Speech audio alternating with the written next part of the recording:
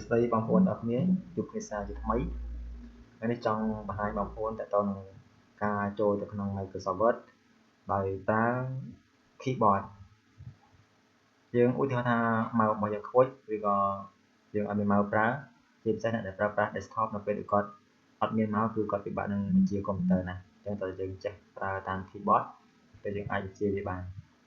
ឥឡូវឧទាហរណ៍ខ្ញុំអត់មានម៉ៅហើយខ្ញុំចង់បើក Microsoft Word តែខ្ញុំប្រើប្រាស់ keyboard ដើម្បីបើកវាអញ្ចឹងដំបូងបងប្អូនចុច tab មួយមក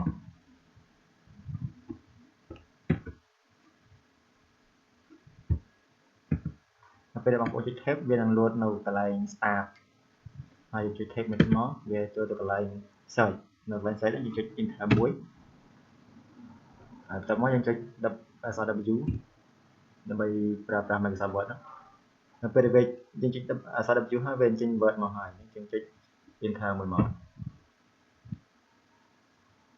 ហើយចុច enter មួយទៀតមកវានឹងបង្ហាញទាំងកិច្ចការឲ្យយើងធ្វើអញ្ចឹង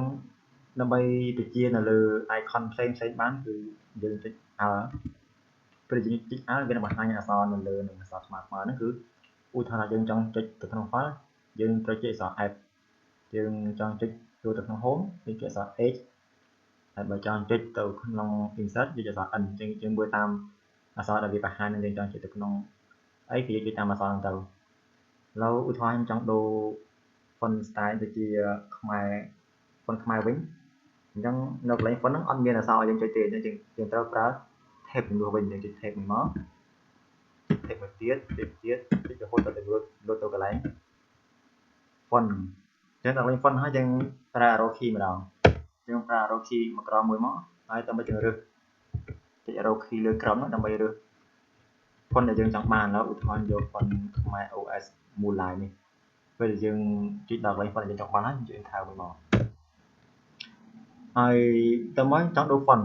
បច្ចុប្បន្នគឺ font size របស់វាគឺ11អញ្ចឹងឧទាហរណ៍ចង់បាន font size វា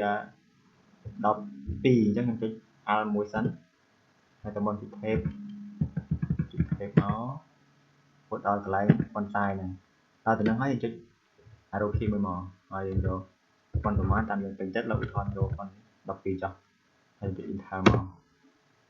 ហើយនៅកន្លែង taskbar នេះកន្លែង ENG នៅអង់គ្លេសយើងដូរមកជាខ្មែរវិញដោយសារយើងសេសខ្មែរយើងដូរវាយើងចុច shortcut key មកចុច Alt ហើយបូកជាមួយ Shift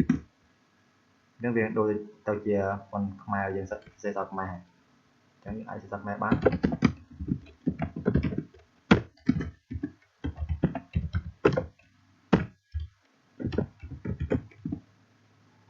ពេលដែលយើងចុចសរសេរឯកសារដែលយើងចង់សរសេរឲ្យអស់អញ្ចឹងយើងអាចចុច save បានយើងចុច shortcut key ទៅចុច Alt បូកជាមួយ F ដើម្បី save ហើយតើមកយើងអាចប្រើ arrow key យើងចង់ save as បានយើងចង់យក save បានដល់វាឲ្យយក save as ហើយយើងចុច tab មួយមកយើងអាចចុច tab រហូតទៅចុច arrow key ដើម្បីរើសទីតាំងដែលយើងចង់ដាក់ឯកសាររបស់យើងនឹងឧទាហរណ៍ខ្ញុំចង់ដាក់នៅក្នុង my document ខ្ញុំចុច tab ទៅដល់កន្លែងហ្នឹងមកតើមកចុច enter ហើយកន្លែងនេះកន្លែងយើង save នេះគឺយើងចង់ដូរឈ្មោះឯកសាររបស់យើងទៅជាឯកប័ណ្ណយើងចង់ដាក់អីដាក់ទៅដល់ខ្ញុំឧទាហរណ៍ដាក់ថា